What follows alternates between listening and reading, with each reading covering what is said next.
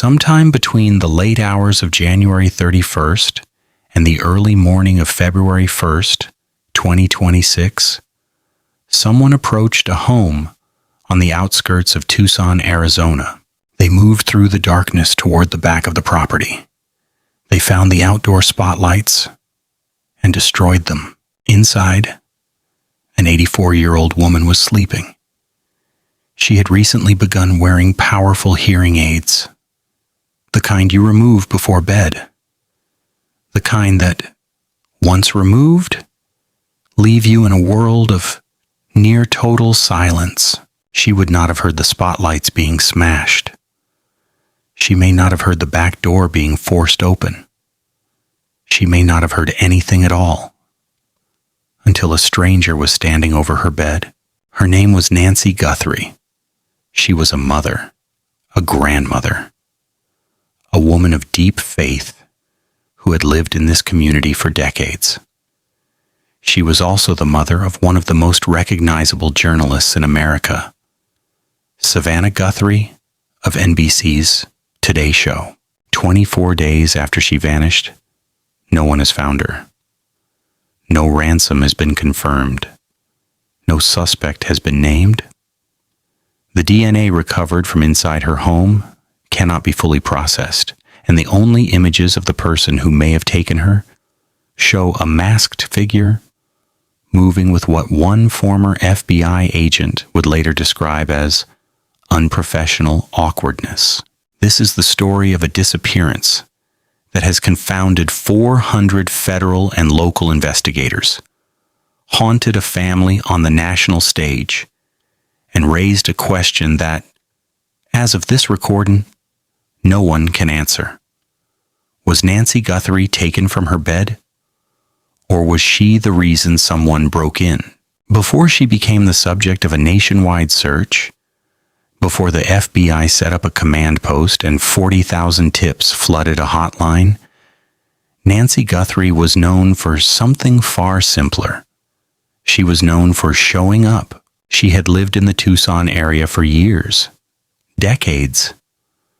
Long enough that the desert wasn't a landscape to her, it was home. She was deeply religious, a woman whose faith wasn't decorative but foundational. She was active in her church. She was present in her community. And she was, by every account from those who knew her, exactly the kind of person you'd want living next door. Friends described her as warm, stubborn in the best possible way. The kind of woman who, at 84 years old, insisted on living alone. Not because she had to, but because she chose to. Independence wasn't just a preference for Nancy Guthrie. It was a principle. She was the mother of 4 children, including Savannah Guthrie, who by 2025 had become one of the most watched morning news anchors in the country. But Nancy's world was not defined by her daughter's fame.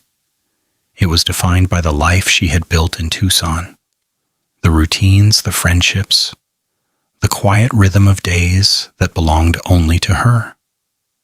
She went to church. She tended her home. She spoke with her children. She lived her life.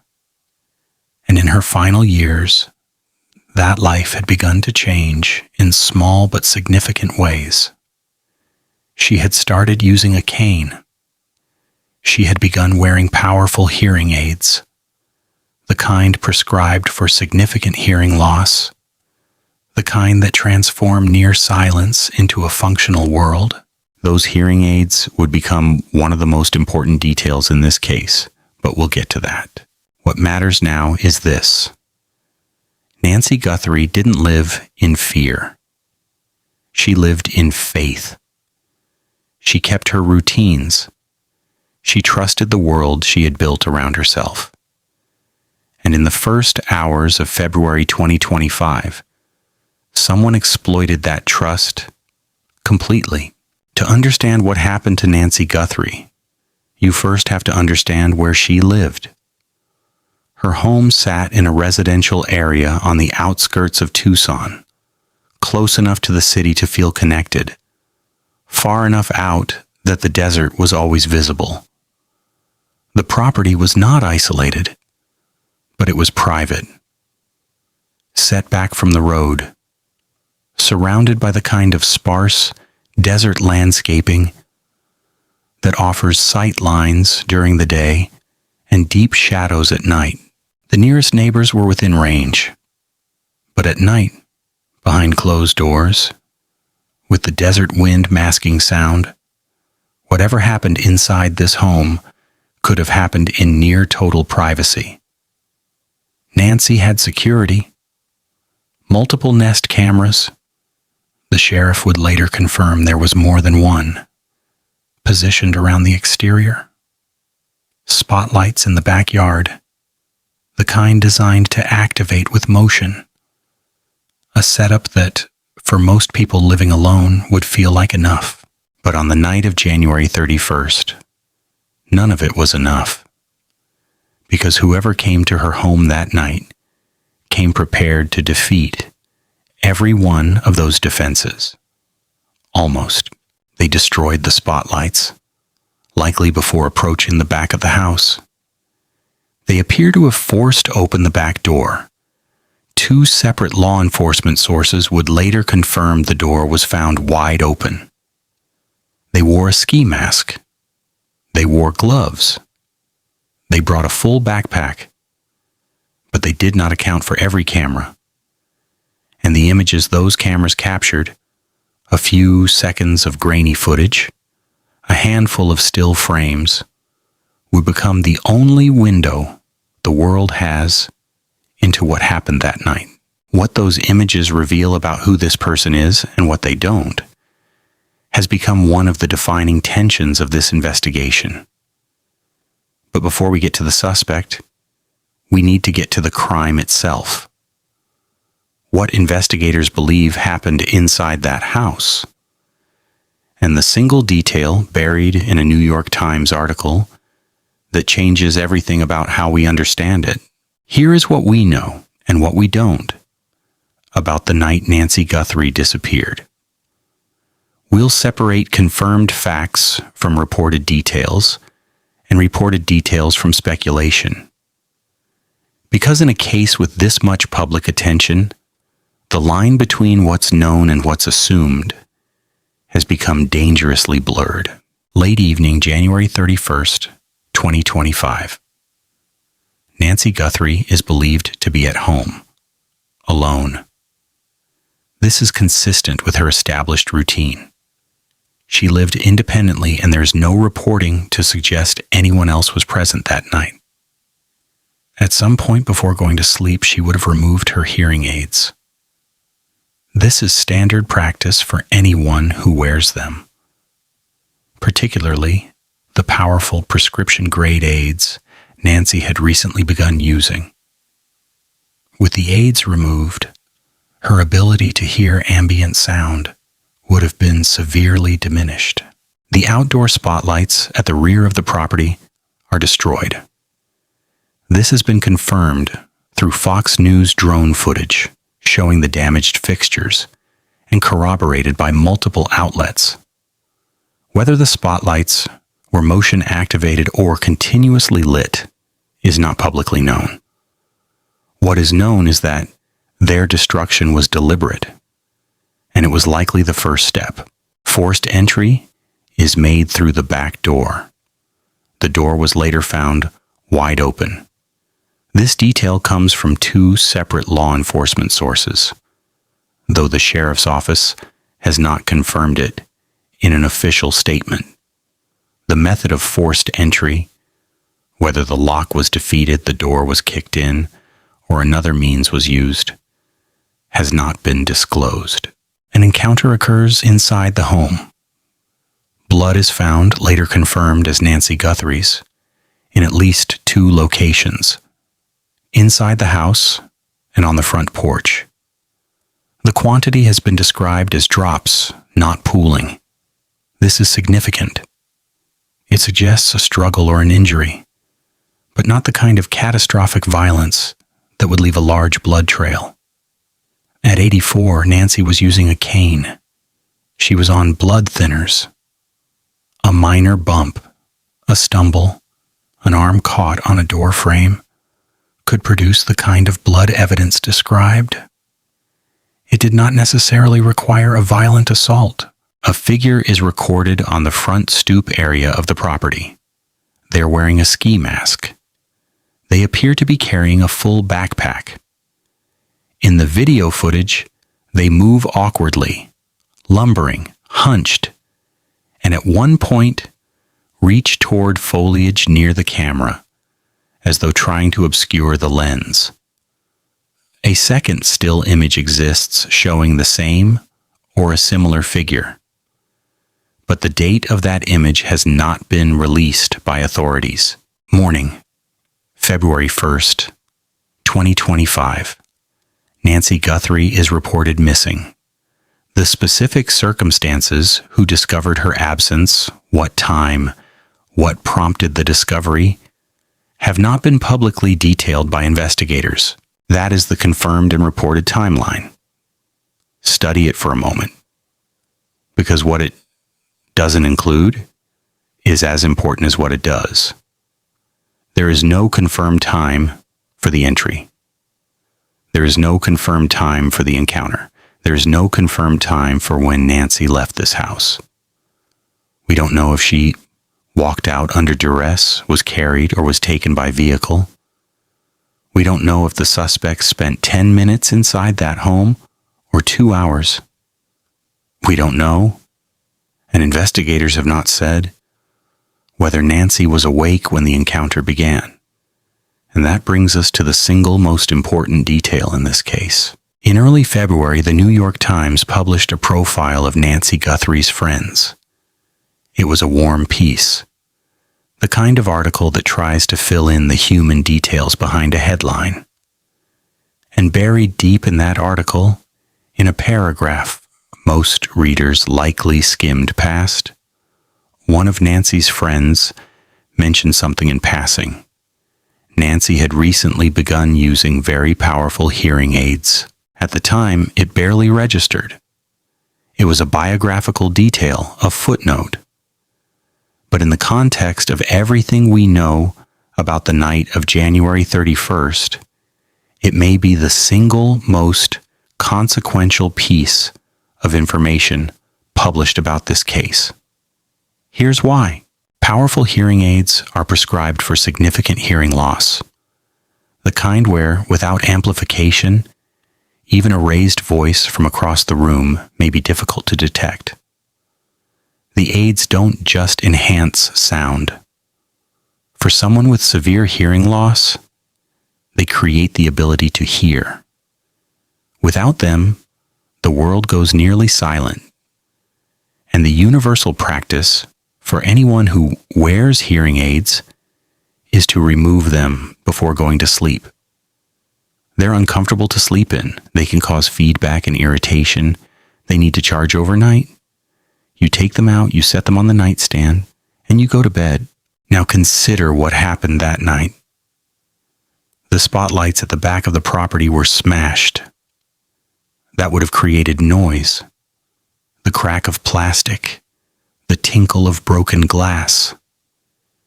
If Nancy had been wearing her hearing aids, she might have heard it. She might have woken up. She might have called the police. Without them, nothing.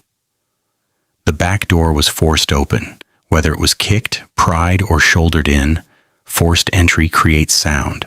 The frame cracks. The lock gives way. The door hits the wall. If Nancy had been wearing her hearing aids, she almost certainly would have heard it. Without them, silence.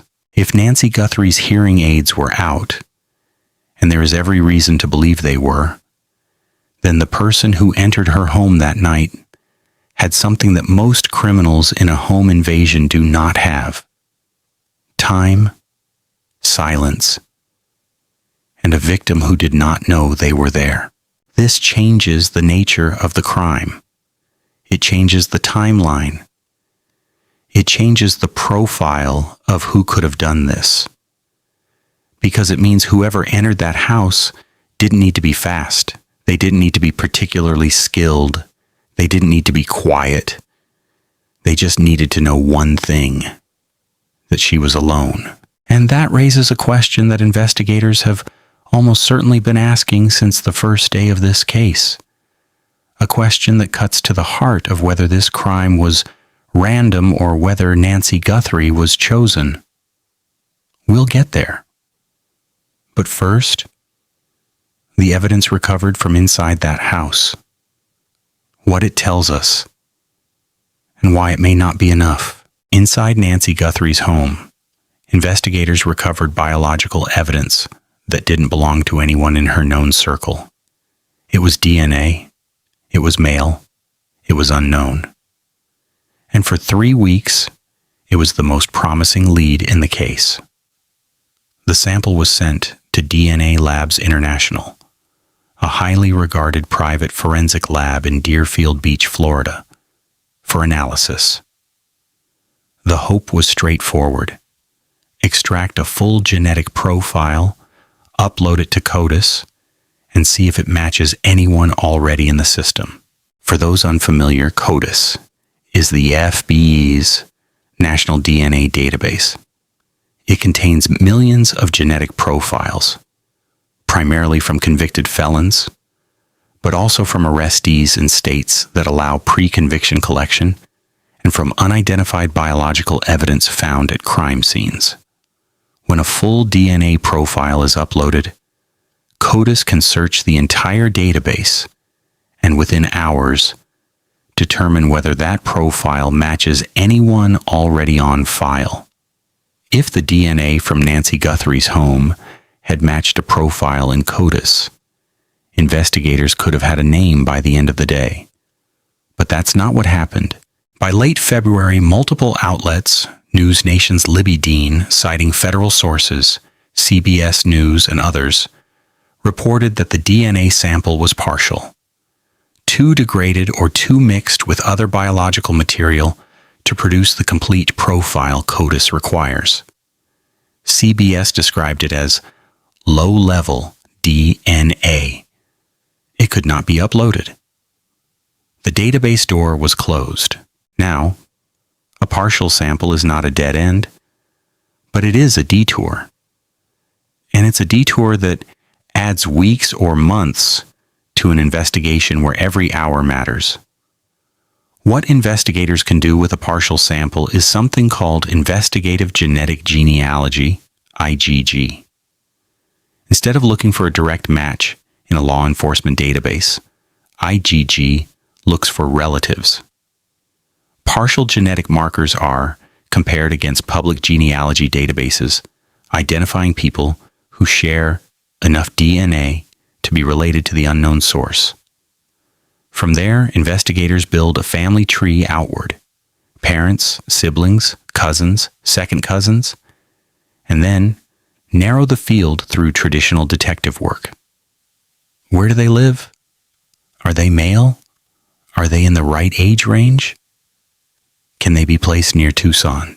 This is the technique that identified Rex Heuermann, the suspected Long Island serial killer. Investigators followed him through New York City, waited for him to discard a pizza box, collected the DNA from the crust, and matched it to evidence from crime scenes dating back decades. IgG works, but it takes time, and it requires enough viable genetic material to find those familial connections. Whether the partial sample from Nancy Guthrie's home meets that threshold is something we simply do not know. And there's one more complication, one that rarely gets discussed in the coverage, but that matters enormously. We don't know what kind of DNA this is. Blood from an unknown male inside this home would be significant. Saliva would be significant. Those fluids don't transfer casually. They require a person to have been physically present in a meaningful way. But touch DNA, the microscopic skin cells we shed constantly, left behind on every surface we contact, transfers far more easily. A FedEx driver handling a package, a repairman leaning on a counter, a friend shaking hands and then resting their palm on a table. Touch DNA can travel, it can linger, and it can belong to someone who was never inside that house the night Nancy disappeared. We don't know which type investigators recovered. That distinction, blood, saliva, or touch, may ultimately determine whether this DNA evidence solves the case or remains a footnote. So the DNA is not a silver bullet. It may eventually lead investigators to a name, or it may lead them to a delivery driver who dropped off a package 3 weeks before the crime. But investigators aren't waiting for the science to catch up, because they have something else. Something that 40,000 people have looked at, and that someone, somewhere, has already recognized. We just need that person to pick up the phone. In the first week of the investigation, the Pima County Sheriff made a statement that would become one of the most analyzed sentences in this case. He said Nancy Guthrie was taken from her bed. The statement made immediate headlines. It suggested a level of certainty and a level of horror that captured national attention. An elderly woman asleep, pulled from her own bed by an intruder in the middle of the night. But within days, the sheriff walked it back. He said he had been speaking figuratively, not literally. He hadn't meant that she was physically removed from her bed, just that she was taken from her home during the night. The distinction matters enormously. If Nancy Guthrie encountered the intruder in another part of her house, say she heard a noise, got up to investigate, and confronted someone in her hallway or kitchen, that suggests one kind of crime. It suggests a burglary disrupted by a homeowner who was awake and aware. But if she was literally taken from her bed, if the intruder entered her bedroom while she slept and removed her, that suggests something else entirely. It suggests she was the target, not her belongings, her. And then on day 24, Savannah Guthrie, a journalist who has spent her entire career understanding that words are tools, that phrasing matters, that the difference between literal and figurative can change the meaning of a story, went on Instagram and said this: Day 24 since our mom was taken in the dark of night from her bed. Was Savannah speaking figuratively, echoing the sheriff's initial phrasing without meaning it literally? It's possible. But consider who is saying this. Savannah Guthrie is not someone who uses words carelessly. She is someone who understands that every phrase in a public statement will be dissected by journalists, by investigators, by millions of people watching. She chose those words, she said, from her bed, and when you combine that language with what we now know about the hearing aids, about the silence Nancy would have been sleeping in, a picture begins to form that is very different from a burglary gone wrong. Let's lay out the two scenarios that explain the known evidence. Both are possible. Only one can be true. The intruder breaks in to steal. The backpack is for carrying stolen goods, jewelry, electronics, cash. They enter through the back door, begin searching the home, and Nancy wakes up. She confronts the intruder. A struggle occurs, explaining the blood. The intruder panics. In a moment of crisis, they make the worst possible decision. Instead of fleeing, they take Nancy, perhaps to prevent her from identifying them.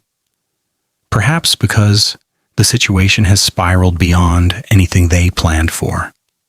This scenario is consistent with the amateur behavior captured on camera, the unprofessional gait, the clumsy interaction with the foliage near the camera, the improvised, unpolished execution the backpack, but it has a critical flaw. Burglars run. In decades of criminal behavioral research, the overwhelming pattern is clear. When a burglar is surprised by a homeowner, they flee. They do not abduct the homeowner. The risk calculus doesn't support it. Taking a person creates exponentially more legal exposure, more logistical complications, and more danger than simply running away. Why would a burglar, though already in a panic, make the most dangerous possible choice? The intruder came for Nancy Guthrie specifically. The backpack isn't for stolen goods. It's for supplies. The spotlights are destroyed not to facilitate a robbery, but to create a path to the back door unseen. The forced entry is the entry point to reach her. The hearing aids, the silence, means she wouldn't know anyone was inside until they were in her bedroom. She was taken from her bed. She was the objective from the beginning. This scenario is consistent with Savannah's language, the hearing aid vulnerability, the lack of any reported theft from the home, the fact that a person, not property, was the only thing removed, the premeditation suggested by the ski mask, gloves, and backpack. But it has its own critical question. Why? What would motivate someone to specifically target an 84-year-old woman?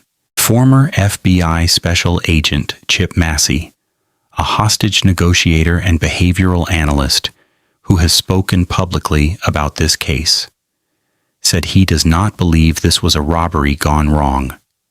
His assessment? The intruder came in with a full backpack and left with a person. That is not the behavior of a thief. That is the behavior of someone who came for Nancy Guthrie. But if that's true, if Nancy Guthrie was specifically targeted, then the most important question in this case is no longer who, it's why. And the answer to that question may be hiding inside the surveillance footage that 40 million Americans have already seen. The person captured on Nancy Guthrie's Nest cameras hid their face. They covered their hands. They dressed in dark clothing. By every indication, they intended to leave no identifiable trace. But the human body reveals more than we realize. And this person, despite their precautions, left behind a behavioral signature that someone in their life has almost certainly recognized. Let's break down what the footage actually shows. The figure moves with an unusual lumbering walk. Former FBI analysts who've reviewed the footage have described it as awkward, as though the person is deliberately trying to disguise their natural stride. But disguising your gait is extraordinarily difficult to maintain consistently. In the footage, there are moments where the artificial movement breaks down, where the person's natural walk bleeds through. That natural pattern is as distinctive as a fingerprint to anyone who has watched this person walk across a room, a parking lot, a workplace. The figure is hunched, shoulders forward, head down. The posture communicates anxiety, not confidence. At one point, they reach toward foliage near the camera, pulling leaves or branches, apparently trying to obscure the lens. This is improvisation.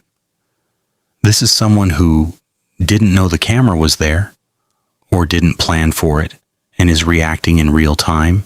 It appears full when the figure arrives. Former FBI agents have noted this. A full backpack suggests the person brought materials with them. If this was a burglary, an empty backpack would make more sense. You bring the bag to fill it. A full backpack on arrival is more consistent with someone carrying supplies, tools for entry restraints, materials for transporting a person. Now, let's talk about what this footage doesn't show. It doesn't show a professional.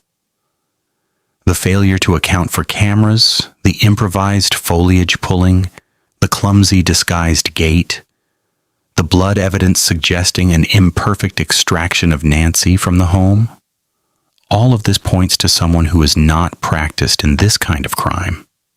And yet, there is premeditation. The ski mask, the gloves, the destroyed spotlights, the backpack. This is someone who planned elements of this crime in advance, but who could not execute the plan smoothly. This is a critical behavioral indicator because it narrows the profile considerably. Based on the available evidence, here is what behavioral analysis suggests about this person. They likely have some familiarity with the area, possibly a resident, a frequent visitor, or someone with a reason to be in the neighborhood.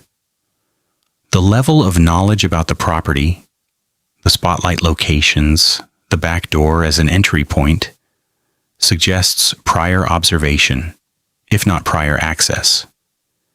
They may have knowledge of Nancy Guthrie's living situation, that she lived alone, that she was elderly and physically vulnerable, that she had hearing loss. This knowledge could come from a personal connection, a peripheral acquaintance, someone in a service role, or someone who observed her routines over time. They're unlikely to be an experienced criminal of this type. The behavioral indicators, the improvisation, the incomplete planning, the evidence left behind, suggest someone operating outside their normal pattern. This may be a first offense of this severity, or it may be someone whose criminal experience lies in a different category entirely. And perhaps, most significantly, no vehicle has been connected to this crime. No car was captured on any known camera leaving the area. No neighbor has reported an unfamiliar vehicle. This is either evidence of extraordinary caution, which contradicts the amateur profile, or it suggests the suspect did not need a car, which means they may live close enough to reach Nancy Guthrie's home on foot. 40,000 tips have been submitted. 400 investigators have been deployed. And somewhere, in the Tucson area or beyond, someone is watching this coverage and seeing something they recognize. Not the face. The face is hidden. But the walk, the posture, the shoulders, the way this person reaches for things, the way they move through space. According to behavioral analysts, the people in this suspect's life are already sensing something. They've noticed changes, absences from work, emotional volatility, paranoia, secrecy. Relationships have been strained since February 1st. Routines have been disrupted. Something about this person has been off, and the people closest to them know it, even if they haven't connected it to this case yet. If that describes someone you know, someone whose behavior shifted noticeably in the first week of February 2025, trust what you're seeing, because the person who solves this case isn't going to be a forensic scientist in a Florida lab. It's going to be someone who already knows the answer and just needs the courage to make the call. On day 24, the Guthrie family made a decision that transformed the landscape of this case. They offered a reward of up to $1 million for information leading to Nancy's recovery. It was by any measure a staggering sum. But it did not come easily or quickly. Reporting from Fox News, citing sources familiar with the family's thinking, indicated that Savannah and her siblings had wanted to offer a significant reward in the first days after their mother's disappearance. They were discouraged by authorities, which is standard practice.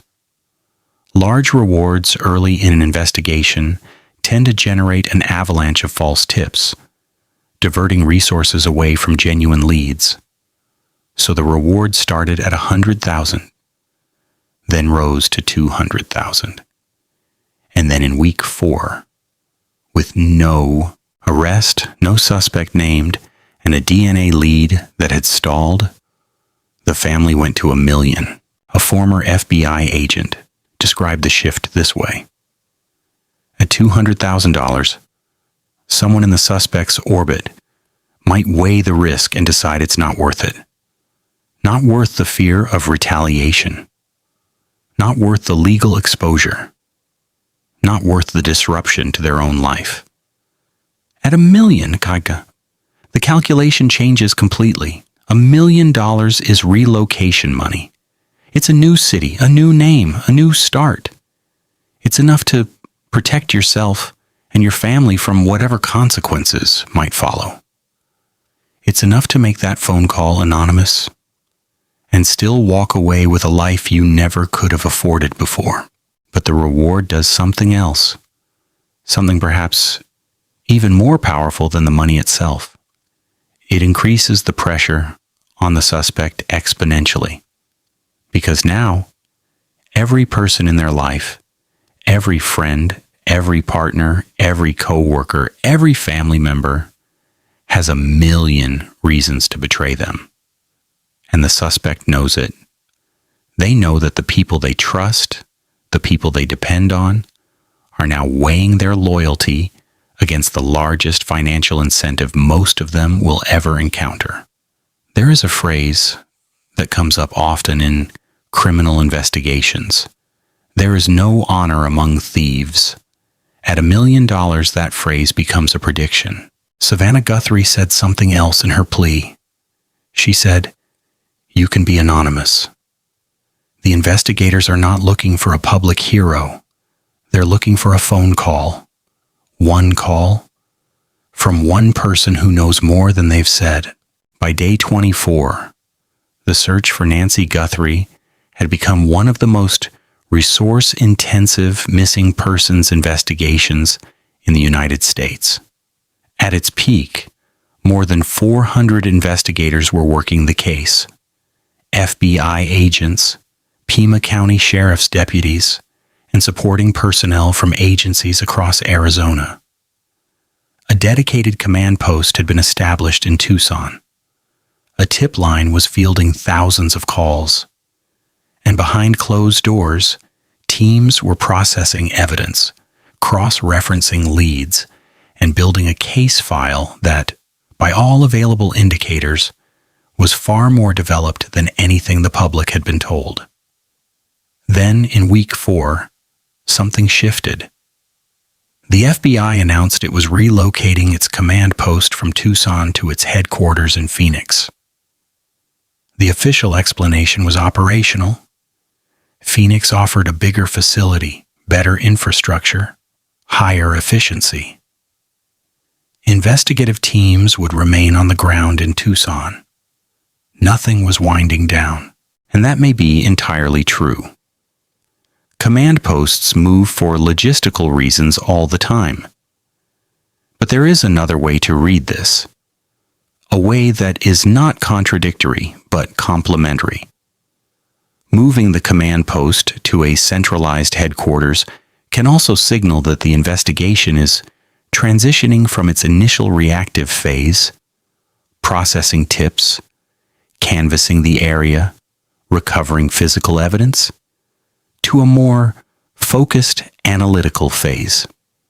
The kind of phase where you're no longer looking for anyone. You're building a case against someone. We don't know which reading is correct, but there's a detail that may tell us more than the command post move itself. In the weeks following Nancy's disappearance, FBI agents visited gun shops in the Tucson area. This was reported by the shop owners themselves, who described agents arriving with a list. Estimates range from 24 to 40 names, and asking specific questions. Had any of these individuals purchased a firearm recently? A specific model? A specific holster? This detail has not received the attention it deserves, because a list of names is not a fishing expedition. You don't bring 24 to 40 specific names to a gun shop unless you have already identified those individuals as persons of interest. That list didn't come from nowhere. It came from somewhere. The tip line, surveillance analysis, records checks, or a combination of all three. It means investigators have a working group of suspects. They are no longer searching blindly. They are checking specific people against specific evidence. The question of whether law enforcement has viable leads may already have been answered by their own actions. They just haven't told us yet. Nancy Guthrie had multiple cameras on her property. The Pima County Sheriff confirmed this. But what those cameras recorded and what has been shared with the public are two very different things. Here's what we've seen. One short video clip of the masked figure on the front stoop. Two still images. One released alongside the video, one released later with no associated date or timestamp. The video clip is brief, and it ends abruptly. Not because the action stops, but because the clip simply cuts off. Here's what we haven't seen. Footage from the other cameras. Any exterior footage showing the suspect approaching or leaving the property. Any footage showing a vehicle. Any footage from inside the home. Any extended version of the clips we've already seen. The sheriff acknowledged that additional cameras existed. He also acknowledged that authorities had been working with Google to recover footage from the Nest cloud servers. And as of the most recent reporting, that recovery effort had not been fully successful. There are several possibilities. The first is that the released footage is everything that exists. The other cameras may not have been recording. They may not have been connected to Wi-Fi. They may have been disabled when the spotlights were destroyed. If the cameras shared a power source with the lights, killing the lights may have killed the cameras. The second possibility is that additional footage exists, but is too degraded or fragmented to be useful to the public. Partial frames, corrupted uploads, images too dark or too low resolution to identify anything. Useless for a public appeal, but potentially containing metadata that is useful to investigators. Timestamps, movement patterns, the edge of a vehicle in the background. The third possibility, and this is the one that generates the most debate, is that authorities have more footage and are choosing not to release it. Strategically. Because once you release everything you have, the suspect knows exactly what you can see. And perhaps more importantly, they know what you can't see. They know which angles are blind. They know which moments weren't captured. And that knowledge helps them. We don't know which of these is true. Investigators are under no obligation to share everything with the public. And in a case this sensitive, there are strong arguments for holding back. But what we do know is this. The images that have been released show enough of this person, their build, their posture, their gait, their body language, that someone who knows them should be able to make an identification. The face is hidden, but the body tells a story, and that story is familiar to someone. There is an investigation the public sees. The press conferences, the tip line, the surveillance images on the evening news, the reward announcements. And then there is the investigation the public does not see. In every case of this magnitude, law enforcement is doing something that doesn't appear in press releases. They are working their informant networks. The FBI and local law enforcement in the Tucson area maintain relationships with confidential informants, individuals embedded in criminal networks who provide information in exchange for various incentives, reduced charges, leniency at sentencing, cash payments, protection. In the Guthrie case, those informants are being engaged, pressed, leveraged, with every tool available, including the $1 million reward. At $100,000, an informant weighs the money against the risk. If the suspect is violent, if the suspect has violent associates, $100,000 may not be enough. Not enough to relocate, not enough to start over, not enough to outweigh the danger of being identified as the one who talked. At $1 million, the math changes completely, and the suspect knows this, which means they are now operating under a kind of pressure that is almost impossible to sustain. They are not just hiding from the FBI. They are watching every person in their life, every friend, every associate, every relative, and wondering which one of them is about to make a phone call. Former FBI agents have described this as a pressure cooker. The behavioral science is well established. Under sustained, inescapable stress, people break down. Their cognitive function degrades. Their decision-making deteriorates. They become erratic, paranoid, volatile. They make mistakes they wouldn't have made a week ago. They say things they shouldn't say. They go places they shouldn't go. There is no honor among thieves. And there is an amount of money that tests every loyalty. $1 million is that amount. History does not predict the outcome of any single case, but it provides patterns. And the patterns in cases that share the Guthrie profile, targeted abductions of vulnerable victims from their homes, tell us something important about how these cases are solved. In the vast majority of cases involving the abduction of elderly victims from their homes, the resolution comes from a person, not from physical evidence.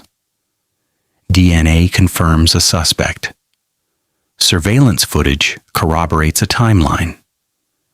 But the initial identification, the break, almost always comes from a human being who knows the suspect and decides to come forward. A jilted partner, a suspicious coworker, a family member who can no longer reconcile what they've seen with what they want to believe. Consider the Brian Kohberger case, the Idaho student murders. Investigators had DNA, they had vehicle data. But what accelerated the identification was a public tip about a white Hyundai Elantra. Someone saw something. Someone called it in. That call transformed the trajectory of the investigation. In the Guthrie case, there is no equivalent to the white Elantra yet. No vehicle has been publicly connected. No specific identifying detail has been released that would allow a stranger to make the connection. But what has been released, the body language, the posture, the gait, is enough for someone who knows this person. Not a stranger watching the news, but a person who has stood in the same room, walked behind them in a parking lot, watched them move through their daily life. That person exists. Behavioral analysis makes this nearly certain. And the statistical pattern of cases like this one says the same thing. When the resolution comes, and it usually does, it comes because that person finally makes the call. As of day 24, these are the questions that define the Nancy Guthrie case. Was Nancy Guthrie literally taken from her bed? And if she was, what does that tell us about who came for her and why? Is the unknown male DNA from a source significant enough to identify the suspect? Or is it touch DNA that could belong to anyone who ever entered that home? What did the additional Nest cameras capture? And why has that footage not been released? The FBI visited gun shops with a list of 24 to 40 names. Who are those people? How were they identified? And how close are investigators to narrowing that list to one? Why has no vehicle been connected to this crime? Does the suspect live close enough to reach Nancy Guthrie's home on foot? If this was not a burglary, if Nancy Guthrie was specifically targeted, what was the motive? Is the suspect someone Nancy knew personally, or someone who knew of her? After 24 days, is this still a rescue? Or has it become a recovery? We still believe in a miracle. If you are watching this and you know something, this is the moment. If you recognized that walk, that posture, that silhouette, if you've been staring at the surveillance footage and seeing someone you know and telling yourself it can't be, trust what you're seeing. If someone in your life changed in the first week of February, if they missed work, if they became volatile, secretive, paranoid, if they avoided the news, if something in your gut has been telling you that something is wrong, listen to it. The Guthrie family is offering up to $1 million for information that leads to Nancy's recovery. You can remain anonymous. You can call the FBI tip line. You don't have to give your name, but you do have to make the call. Because right now, at this moment, you may be the only person who can bring Nancy Guthrie home. If you are watching this and you know something, this is the moment. If you recognized that walk, that posture, that silhouette, if you've been staring at the surveillance footage and seeing someone you know and telling yourself it can't be, trust what you're seeing. If someone in your life changed in the first week of February, if they missed work, if they became volatile, secretive, paranoid, if they avoided the news, if something in your gut has been telling you that something is wrong, listen to it. The Guthrie family is offering up to $1 million for information that leads to Nancy's recovery. You can remain anonymous. You can call the FBI tip line. You don't have to give your name, but you do have to make the call. Because right now, at this moment, you may be the only person who can bring Nancy Guthrie home. Nancy Guthrie spent 84 years building a life defined by faith, by family, by a stubborn, beautiful insistence on living independently, on her own terms, in the community she loved. She was not a headline. She was a mother, a grandmother, a neighbor, a woman of deep conviction and quiet strength. She did not deserve what happened to her. No one does. But the people who love her and the investigators who have dedicated thousands of hours to finding her have not given up, and neither should we. If this case develops, and we believe it will, we'll cover every significant update on this channel with the same detail, the same sourcing, and the same respect for Nancy and her family. Subscribe and turn on notifications so you don't miss it. In our next video, we're going deeper into the forensic evidence. What does a partial DNA profile actually look like? How does investigative genetic genealogy work when CODIS fails? And what cases with less evidence than investigators already have in the Guthrie case, have been solved through genetic genealogy alone? That's coming soon. Until then, someone out there knows something. We believe that. And so does Savannah Guthrie.